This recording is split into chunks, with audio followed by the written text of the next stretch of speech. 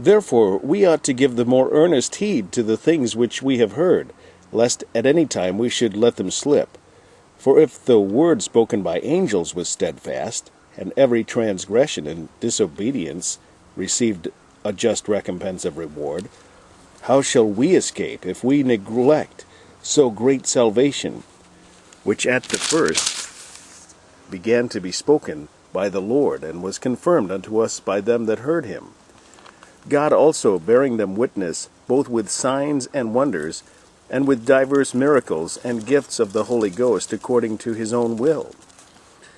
For unto the angels hath he not put in subjection the world to come, whereof we speak.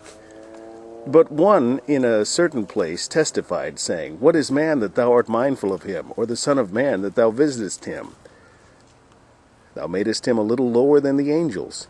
Thou crownedst him with glory and honor, and didst set him over the works of thy hands. Thou hast put all things in subjection under his feet. For in that he put all in subjection under him, he left nothing that is not put under him.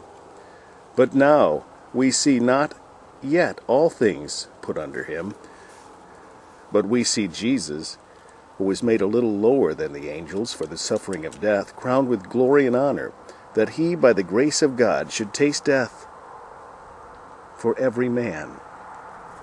For it became him, for whom are all things, and by whom are all things, in bringing many sons unto glory, to make the captain of their salvation perfect through sufferings.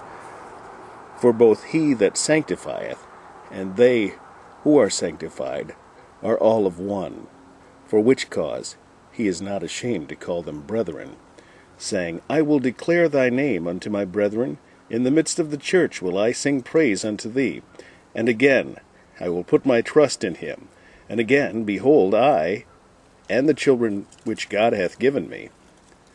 Forasmuch then as the children are partakers of flesh and blood, he also himself likewise took part of the same, that through death he might destroy him that had the power of death, that is, the devil, and deliver them who through fear of death were all their lifetime subject to bondage. For verily he took not on him the name of angels. For verily he took not on him the nature of angels, but he took on him the seed of Abraham. Wherefore in all things it behooved him to be made like unto his brethren, that he might be a merciful and faithful high priest in things pertaining to God, to make reconciliation for the sins of the people.